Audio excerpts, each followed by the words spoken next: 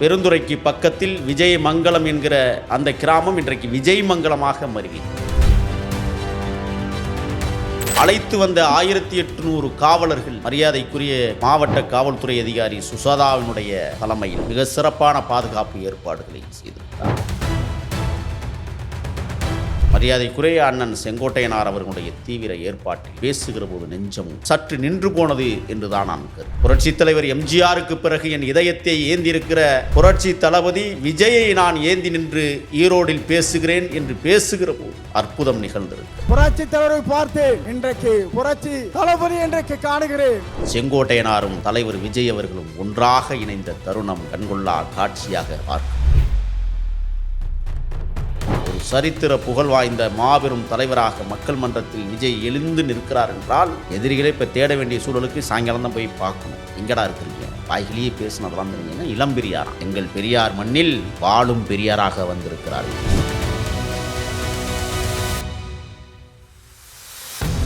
அவர் அழகா சொன்னார், கொள்ளை அடிக்கிறதையே குறிக்கோளாக வைத்திருக்கிறீர்கள் எல்லா இடத்துலையும். பெரியார பேரை சொல்லி தயவு செஞ்சு கொள்ளை அடிக்காதீங்க. அதனாலதான் சொல்றோம், பெரியார் பேரை சொல்லிக்கிட்டு தயவு செஞ்சு கொள்ளை அடிக்காதீங்கயா. ஏற்கனவே ஜெயலலிதா அவர்களும் சொல்லியிருக்கிறாங்க, எம்ஜிஆர் அவர்களும் சொல்லியிருக்கிறாங்க தீய சக்தி, திமுக ஒரு தீய சக்தி.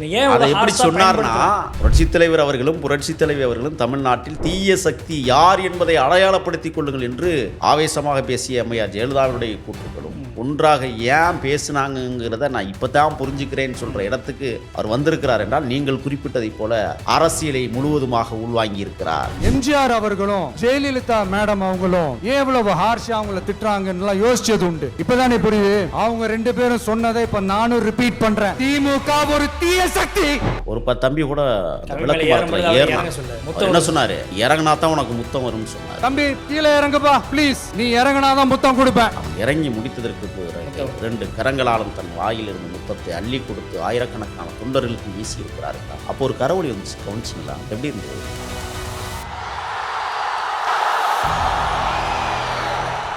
நிறைய தலைவர்கள் நம்ம கட்சியில் சேர போகிறாங்க, அதெல்லாம் இன்னும் கூடிய விரைவில் நடக்க போகுது அப்படின்ட்டு ஒரு மெசேஜையும் சொல்லியிருக்கிறாரு. யார் அந்த தலைவர்? விரைவில் இன்னும் 2 நாட்களில் நான் உங்களுக்கு தெரியும். முன்னாள் அமைச்சர்களா இல்லை இன்னாள் அமைச்சர்களா அல்லது திமுகவை சேர்ந்தவர்களா அதிமுக சேர்ந்தவர்களா ஏதாவது ஹிண்ட் கொடுத்துருக்கோம்? எல்லா கட்சியிலும் இருந்து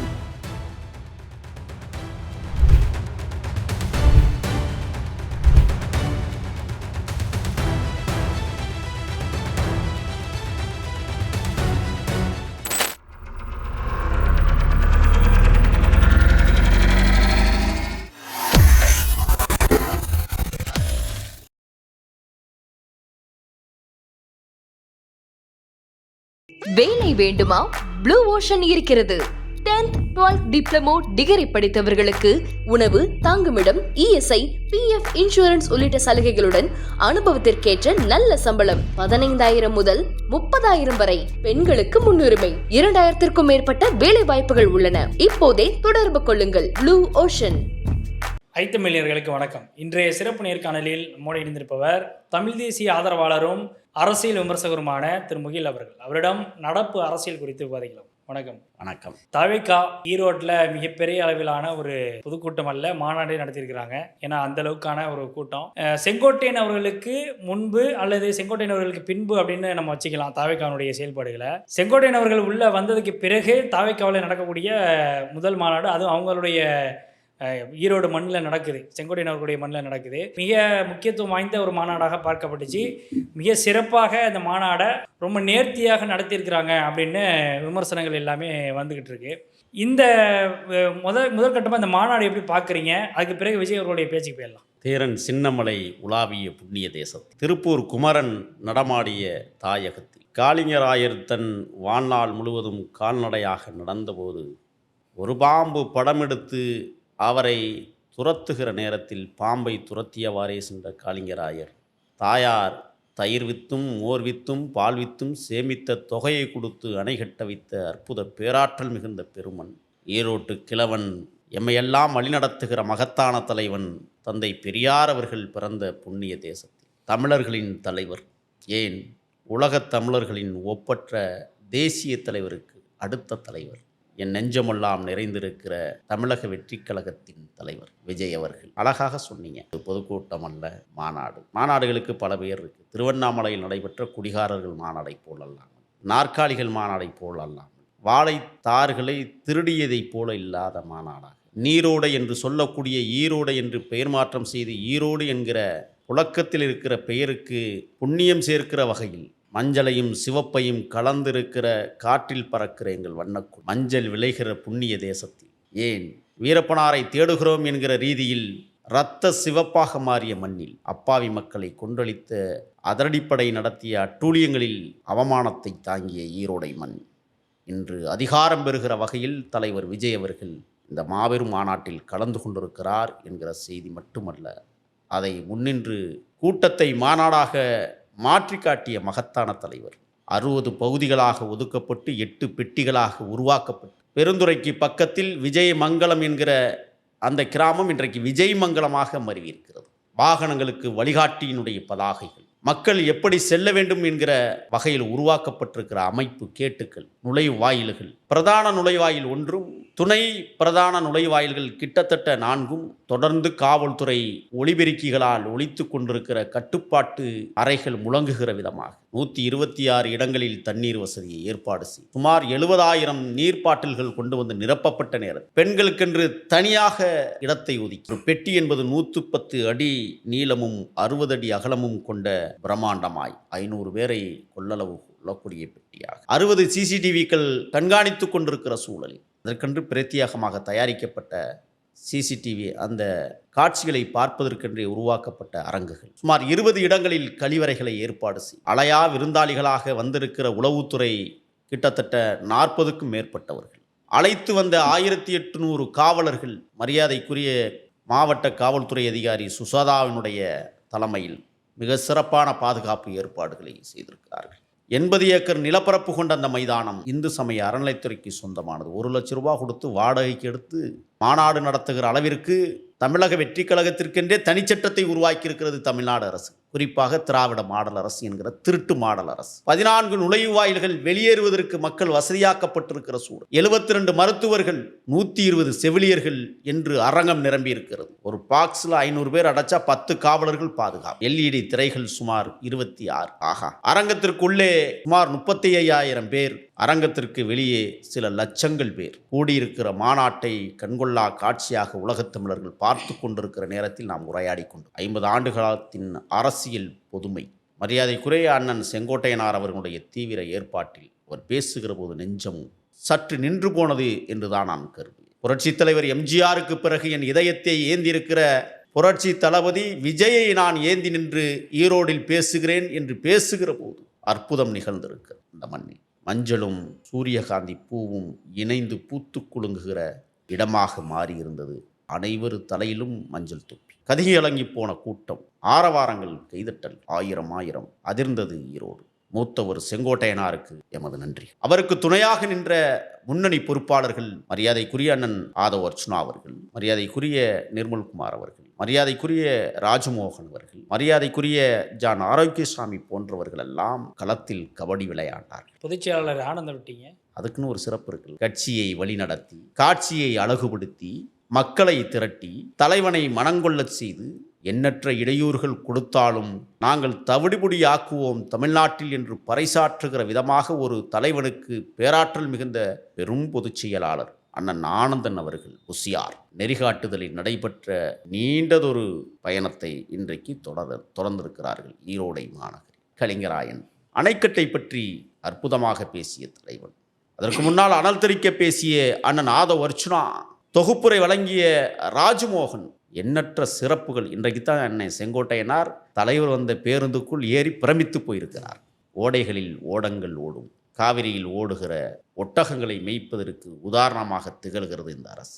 பறைசாற்றி இருக்கிறார் தலைவர். ஆறுகளை சுத்தப்படுத்தவும் பேசி 8,000 கோடியை ஒதுக்கி இருக்கிறீர்கள், கொள்ளையடித்து விட்டீர்களா?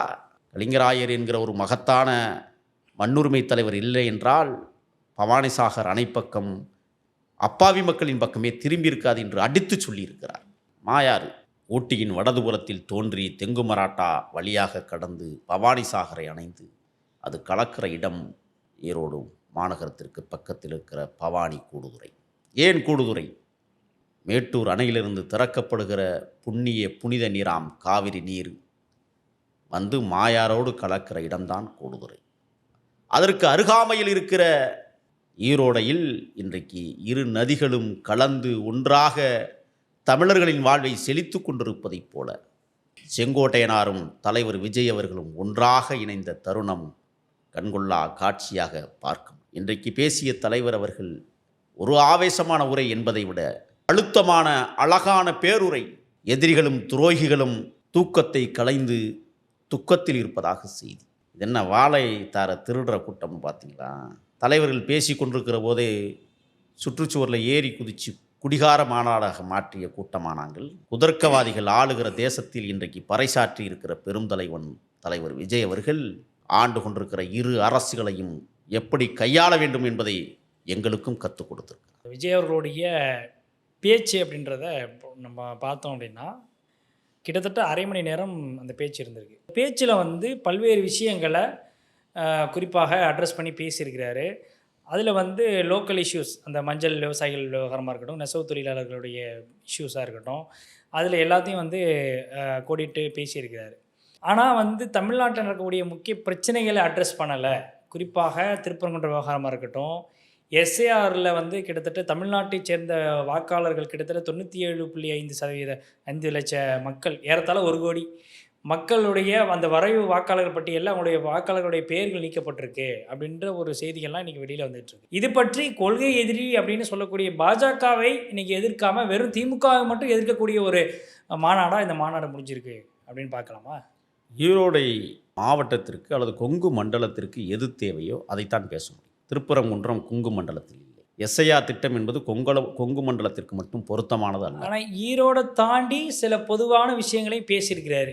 கல்வியில் சிறந்த தமிழ்நாடு அப்படின்னு சொல்கிறீங்க. ஆனால் கிட்டத்தட்ட 207 பள்ளிகளை மூடி இருக்கிறீங்க. பள்ளிகளுக்கு குழந்தைகளே வர்றதில்லைன்னு சொல்லி இடைநிற்றல்னால மூடி இருக்கிறீங்க அப்படின்ற ஒரு விஷயத்தெல்லாம் சொல்கிறாரு. இதெல்லாம் ஈரோடுக்குள்ளே மட்டும்தான் வருமா? அப்படி இழப்புகளை தான் பேச முடியும். திருப்பரங்குன்றம் அது முக்கியமான விஷயம், இழப்பு இல்லையே. எஸ்ஏஆர் விஷயம் முக்கியமான விஷயம் இல்லையா? முக்கியமான விடயமாக இருந்தாலும் அது சரியாக போய்கொண்டிருக்கும். இறந்தவர்களின் பட்டியலை வெளியிடுகிறார்கள். ஒன்று, எங்கேயாவது குற்றச்சாட்டு வந்திருக்கிறதா?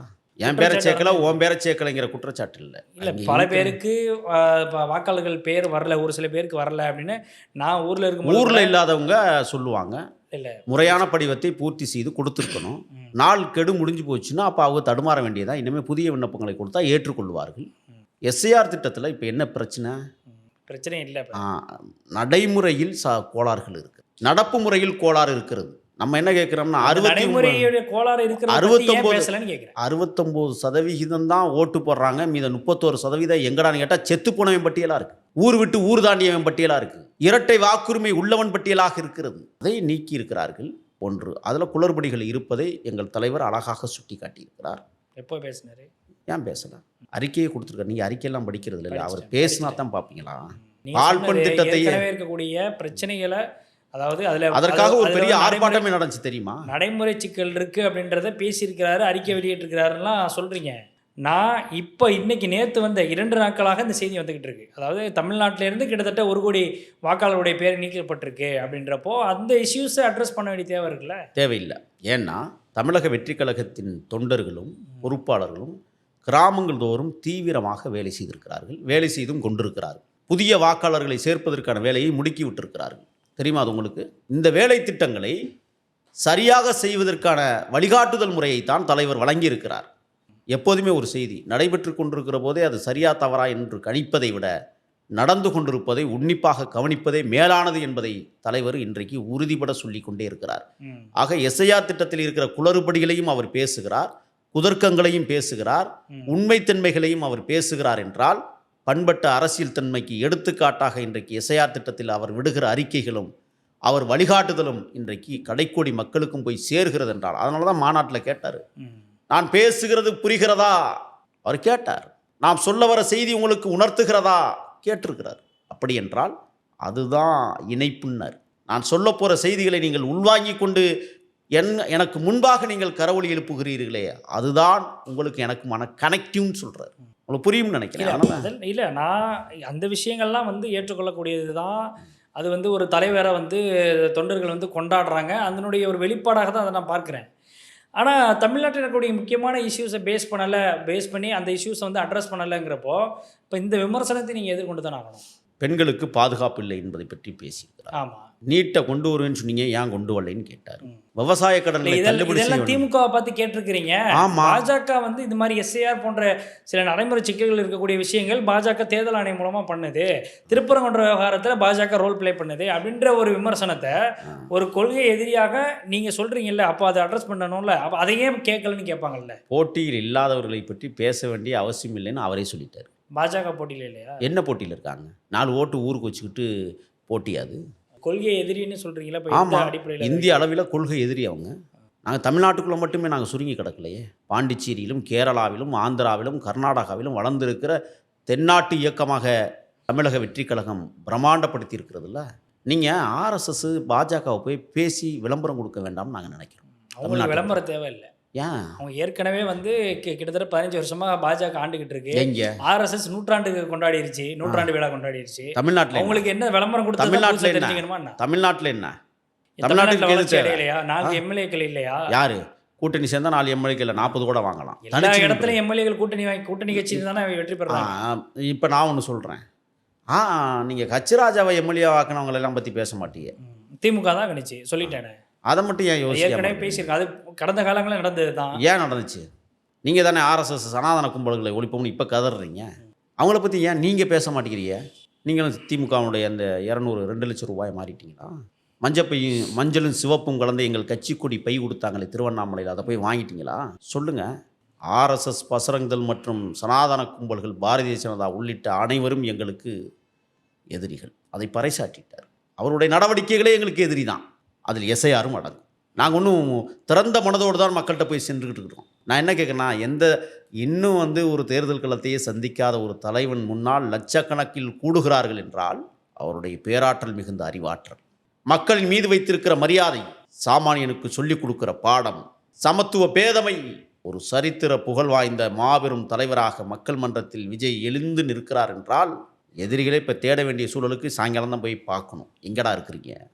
வாய்கிலேயே பேசுனதெல்லாம் தெரியுங்கன்னா இளம்பெரியாராம். எங்கள் பெரியார் மண்ணில் வாழும் பெரியாராக வந்திருக்கிறார் விஜய். அது இளசினில் கிழவர்கள் மாநாடா என்ன? இது இளைஞர்கள் மாநாடு. நானும் சுற்றி முற்றி பார்த்தேன் திருவண்ணாமலையில். எங்கேயாவது கிளவிகளாவது தென்படும். கடைசியாக பார்த்தா கடலை பொறுப்பு விற்றுக்கிட்டு இருக்கிற கிளவி தான் அங்கே நிற்கும். புரியுதா உங்களுக்கு? அதிகாரம் எங்கள் கைகளும் ஒரு நாள் வரும், அது விரைவில் வரும். எழுதி வச்சுக்கோங்க. எங்கள் தலைவர் எதை பற்றி பேசியிருக்கிறார்? நெசவாளர்களுடைய பிரச்சனையை தோலுரிக்கிறார். பள்ளியில் காமொடிச்சோறு இடிஞ்சு முந்தா நாள் ஒரு மாணவன் செத்து போனான். தெரியுமா உங்களுக்கு? திருவள்ளூரில் அரசு கட்டிடங்கள் அனைத்தும் பள்ளியிழுத்து கொண்டிருக்கிறது. அவர் அழகாக சொன்னார், கொள்ளையடிக்கிறதையே குறிக்கோளாக வைத்திருக்கிறீர்கள் எல்லா இடத்துலையும். பெரியாரை பேரை சொல்லி தயவு செஞ்சு கொள்ளையடிக்காதீங்க. அதான் முக்கியம். அண்ணன் இன்னொன்றையும் சொல்லி இருக்க வேண்டும். அண்ணாவின் படத்தை பொருத்தி தமிழ்நாட்டில் அசிங்கப்படுத்தாதீர்கள் என்ற செய்தியும் சொல்லி. ஏன்னா 9 போக்சோ வழக்குகள் காவல்துறை மீதே. வெக்கமாட்டல உங்களுக்கெல்லாம். தலைவர் அந்த வார்த்தையெல்லாம் சொல்லலை. நாங்கள் சொல்ல வேண்டிய இடத்துக்கு வந்திருக்கிறோம். ஏன்னா எங்களுக்கும் சில கட்டுப்பாடுகள் போடப்பட்டிருக்கிறது. யாரையும் தரைக்குறைவாக பேசுவோம். ஏன்? அவர்களை போல நாம் அல்ல, நாம் வித்தியாசமானவர்கள். இந்த தேசத்தின் மக்களின் நன்மைக்காக போராடக்கூடிய போராளிகள். நமக்கென்று ஒரு பாதை இருக்கிறது என்பதை பறைசாற்றியிருக்கிறார். ஈரோடு பேச்சு 1/2 மணி நேரம் கேட்டாரே. நான் 9 நிமிஷம் பேசினா உங்களுக்கு ஏன் கூட இது 10 நிமிஷம் பேசினா ஏன் பதறிய? நான் எப்படி வேணாலும் பேசுவேன், எப்போ வேணாலும் பேசுவேன், எத்தனை மணி வேணாலும் பேசுவேன். இவ்வளோ நேரம்னு பார்க்காதீங்க, என்ன பேசிருக்கோன்றதை பாருங்கன்ற. அது ரொம்ப முக்கியம். உள்ள கருத்துக்களை பாருங்கன்னு சொன்னார். உங்கள்கிட்ட தான் கருத்தே இல்லையே. நீங்கள் கருத்துனா என்னன்னு கேட்கக்கூடியவர்கிட்ட போய் கருத்து கேட்க முடியுமா? சொல்லுங்கள். இப்போது இதில் இந்த பேச்சில் நான் சில விஷயங்கள் கவனித்ததை சொல்கிறேன். ஏன்னா விஜய் அவர்கள்ட்ட ஏற்கனவே இருந்த அந்த பரப்புரையின் பொழுது எழுந்த அந்த பேச்சு இப்போ எந்தளவுக்கு கொஞ்சம் வேறுபட்டிருக்கு அப்படின்றது. முதலாக நான் கவனித்தது என்ன அப்படின்னா, ஒரு அரசியல் தலைவருக்கான அந்த சாயல் அப்படிங்கிறது இப்போ லேசாக வந்துக்கிட்டு இருக்கோம் அப்படின்ற ஒரு பார்வை. ஏன்னா அவர் பேசும்பொழுது அந்த பாடி லாங்குவேஜாக இருக்கட்டும், அந்த உடல் மொழிகளை சொல்லுவோம்ல, அதில் சற்று ஏற்கனவே ஒரு வசனம் பேசுகிறாரு, சினிமா வசனம் பேசுகிறாருன்ற விமர்சனங்கள்லாம் வச்சார். அதுக்கும் அவர் பதில் சொல்லியிருக்கிறாரு. ஆமாம், நீங்கள் என் கேரக்டரே புரிஞ்சிக்க மாட்டீங்கன்னு சொல்லி சிஎம் பேசுகிறாரு. அதெல்லாம் உங்களுக்கு சினிமா டைலாக தெரியலையா? சிலப்பதிகாரத்துலேருந்து எழுதுனீங்களான்னு கேட்குறாரு. உங்கள் கேரக்டர் தான் எங்களுக்கே தெரியுமே. அதையும் விமர்சனம் பண்றாரு. என் கேரக்டரே புரிஞ்சுக்க மாட்டேங்கலன்னா எப்படி, இன்னைக்கு வந்து சட்டம் ஒழுங்கு சீரழிஞ்சிருக்கிற அந்த கேரக்டர் பத்தியா அப்படின்னு ஒன்று ஒன்றா அவர் பட்டியலிட்டுறாரு. அப்போ இந்த மாதிரியான பேச்சுக்கள் ஒன்று. ரெண்டாவது, அதிமுகவை பெரிய அளவில் விமர்சனமே பண்ணாதது. ரெண்டாவது, எம்ஜிஆர் அவர்களையும் ஜெயலலிதா அவர்களையும் கோடிட்டு காட்டி ஒரு விஷயத்த சொல்றாரு. ஏற்கனவே வந்து ஜெயலலிதா அவர்களும் சொல்லியிருக்கிறாங்க, எம்ஜிஆர் அவர்களும் சொல்லியிருக்கிறாங்க, தீய சக்தி, திமுக ஒரு தீய சக்தி. ஏன் அதை எப்படி சொன்னார்னா 6 முறை உதித்திருக்கிறார் அந்த சொல்லாடலை. புரட்சித் தலைவர் அவர்களும் புரட்சித் தலைவி அவர்களும் தமிழ்நாட்டில் தீய சக்தி யார் என்பதை அடையாளப்படுத்திக் கொள்ளுங்கள் என்று ஆவேசமாக பேசிய அம்மையார் ஜெயலலிதாவுடைய கூற்றுக்களும், சற்று யோசித்தவாறே பேசிய புரட்சித் தலைவர் எம்ஜிஆர் அவர்களுடைய கூற்றும் ஒன்றாக ஏன் பேசுனாங்கிறத நான் இப்போ தான் புரிஞ்சுக்கிறேன்னு சொல்கிற இடத்துக்கு அவர் வந்திருக்கிறார் என்றால், நீங்கள் குறிப்பிட்டதைப் போல அரசியலை முழுவதுமாக உள்வாங்கி இருக்கிறார். இப்போ சொல்கிறார்ல, என்ன சினிமா டயலாக்னா என்னன்னு தெரியுமா? அதை முதல்வர்கிட்ட போய் சொல்லுங்கள். சினிமா டயலாக்குங்கிறது இயல்பாக நடக்கக்கூடிய வாழ்வியல் முறையில் உதிர்க்கப்படுகிற வார்த்தைகள், சரிங்களா? இதில் பஞ்ச் டயலாக் எழுதி கொடுத்து தான் பேசுகிறாங்க அப்படின்னு பார்த்தா அது முதல்வருக்கே அந்த பெருமை சாரும். ஏன்னா அவருக்கும் எழுதி கொடுத்து தான் பேசிகிட்டு இருக்காரு. எழுதி இல்லை, தட்டச்சு பண்ணி கொடுக்குறாங்க. டச் பண்ணி கொடுக்குறாங்க. அதுலேயே சில நேரங்களில் அவர் ஒன்று படிக்கிறதுல மிஸ்டேக் பண்ணிடுறாரு, எழுதி கொடுக்குறதுல மிஸ்டேக் பண்ணிடுறாங்க நிறைய. ஸோ அது வந்து உண்மையிலே அந்த விமர்சனத்தை அதை பெரிய லெவலில் நம்ம பொருட்படுத்தக்கூடாது. பெரிய அரசியல் கட்சி தலைவர்கள் கூட சில பேர் மறந்துடுவோன்னு சொல்லி இன்புட்ஸ் எழுதுவாங்க, எழுதி பேசுவாங்க. அது இயல்பாக உள்ளது தான். இப்போ நம்மளே மறந்து போச்சு அப்படின்னாலும் இங்கே நோட்பேட் வச்சு தான் நம்ம, ஏன்னா அந்த விஷயத்தை மறந்துடக்கூடாதுங்கிறதுக்காக நம்ம எழுதியிருப்போம். அது வந்து முழுமையாக எழுதியிருப்போம், சிலது நம்ம கீவேர்ட்ஸ் மட்டும் எழுதியிருப்போம். ஸோ இது வந்து விமர்சனத்துக்கு இல்லை. ஆனால் அவருடைய பேச்சில் இன்னைக்கு சற்று ஒரு மாறுபட்ட விஷயம் தெரியுது. மணி நேரம் பேசுகிறாரு, மக்களை ஒருமுகப்படுத்தி இருக்கிறார், உசுப்பேத்தி இருக்கிறார், மக்களை படிக்க ஆரம்பிச்சிட்டாருன்னு எடுத்துக்கலாமா? கண்டிப்பாக. நீங்கள் அதை மக்களை படிப்பதை விட மக்களுடைய எண்ணங்களை படித்திருக்கிறார். அதுதான் முக்கியம். மக்கள் எப்படி வேணாலும் இருப்பாங்க. நீங்கள் இருக்கீங்கன்ற தைரியத்தில் தானே நான் வந்திருக்கேன்ற. அது இன்னொன்று அவருடைய பேச்சில் ரொம்ப கவனிக்கத்தக்க, எங்கேயாவது ஒருமையில் யாராவது பேசினார் இல்லை. அதான் தலைவர். அந்த அளவுக்கு கோபமும் பட்டார், ஆனால் ஒருமையிலே பேச. ஆனால் அவர் என்ன சொன்னார்? எங்களுக்கும் பேச தெரியும், நாங்களும் பேசினோம்னா தாங்காது, ஆனால் உங்களைப் போல பேச வேண்டிய அவசியம் எங்களுக்கு இல்லை, உங்களைப் போல நாங்கள் இருக்க வேண்டிய தேவையும் இல்லை என்று மக்களுக்கு உணர்த்தி இருக்கிறார் என்றால், ஒரு மாபெரும் மகத்தான தலைவன் ஈரோட்டில் வாழும் பெரியாராக இன்றைக்கு அவர் தேர்தல் களத்திற்கு வரிந்து கொட்டி வர இருக்கிறார் என்பதை காட்டியிருக்கிறது.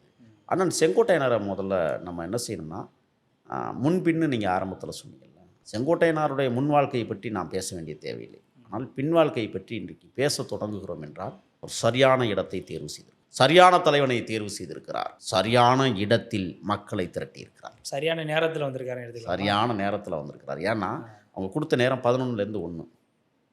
ஆனால் தலைவர் 12:30க்கெல்லாம் பேசி முடிச்சிட்டாரு. அரை மணி நேரம் மிச்சம் இருக்குது.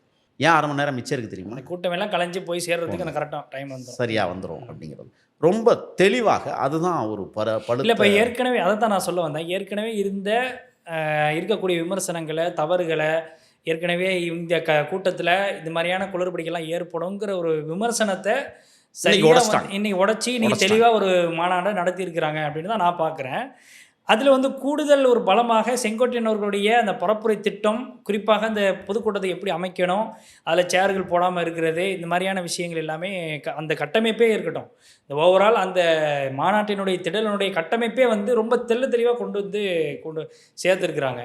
அப்போ இதில் எந்த ஒரு பிரச்சனையுமே இருக்கக்கூடாதுங்கிறதுல கூடுதலாக கவனம் பெற்றுக்கிறாங்க. இப்போ நான் வந்து சொன்னேன், இந்த காவலர்களும் இனிமேல் நடக்கிற கூட்டமாக இருக்கட்டும், இப்போ நடந்த கூட்டமாக இருக்கட்டும், நேற்று நான் ஒரு வலைவலைத்தளத்தில் பேசும்போது சொன்னேன், அதை நான் மீண்டும் ரிப்பீட் பண்ணுறேன். என் தலைவன் சொன்னது ரிப்பீட். இந்த ஐயப்பன் கோயிலுக்கு மாலை போட்டுக்கிட்டு, காவி வேட்டி கட்டிக்கிட்டு, கருப்பு உடை அணிஞ்சிக்கிட்டு, ஷூ போடாமல், தொப்பி போடாமல் அங்கே வந்து காவல் பணி செய்யக்கூடாது எங்கேயுமே.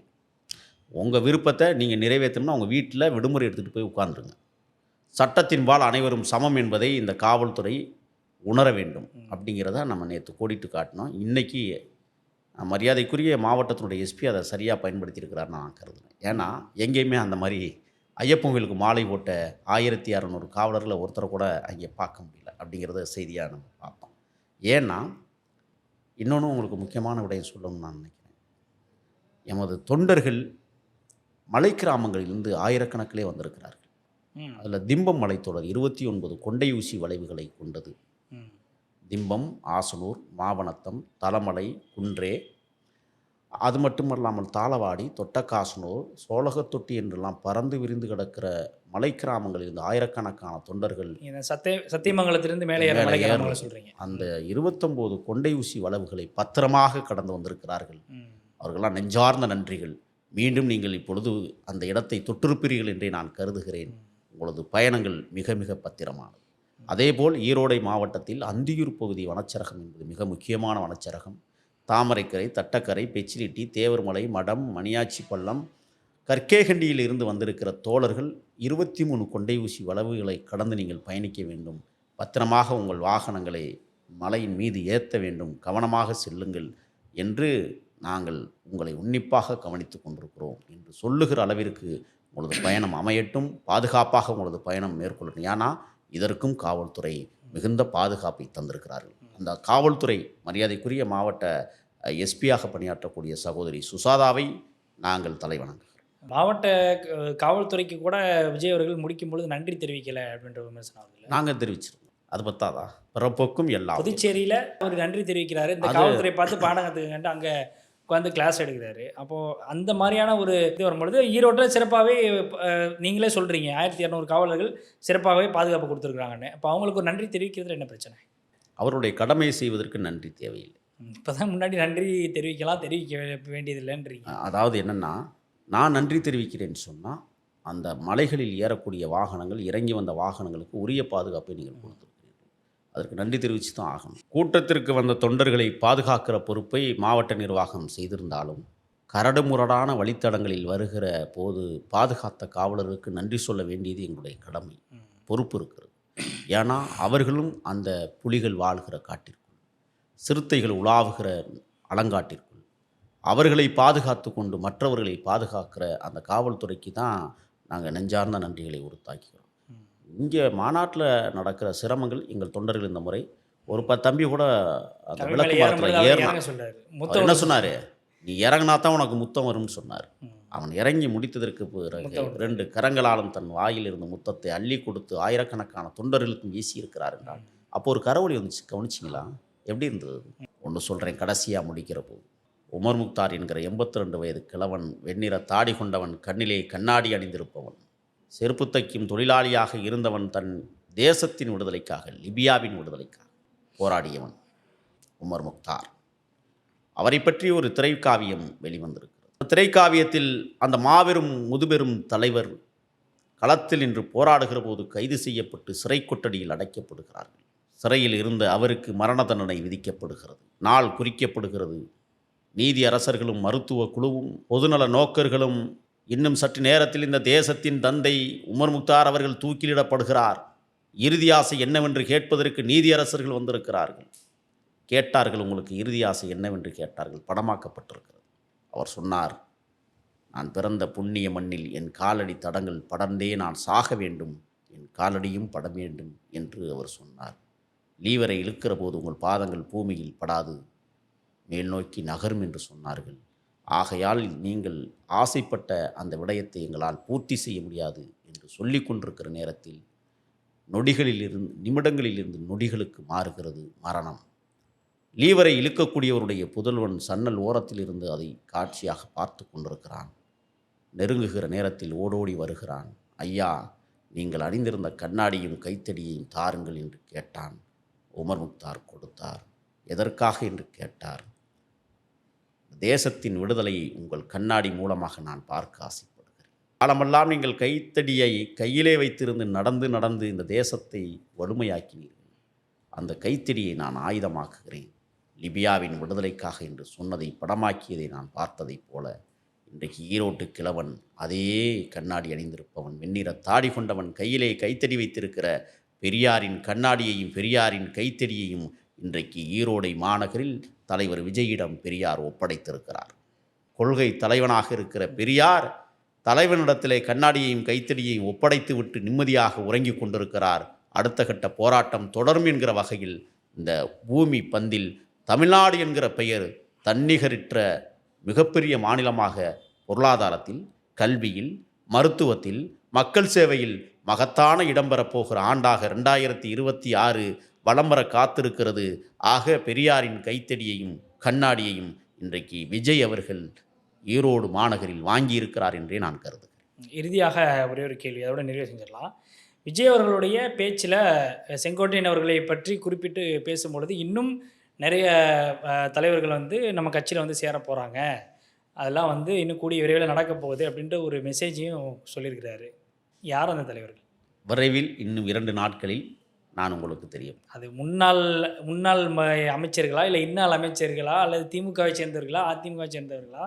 ஏதாவது ஒரு ஹிண்ட் கொடுத்துருப்பாங்க. எல்லா கட்சியிலும் இருந்து முன்னணி தலைவர்களாக இருந்தவர்களும் இன்றைக்கும் தமிழ்நாட்டு அரசியலில் உன்னிப்பாக தமிழ் நிலத்தை பாதுகாக்க வேண்டும் என்று பறைசாற்றி போராடி கொண்டிருக்கிற சமூக ஆர்வலர்களும் வந்து இணைவதற்கான எல்லா சூழலும் தயாராகி கொண்டிருக்கிறது.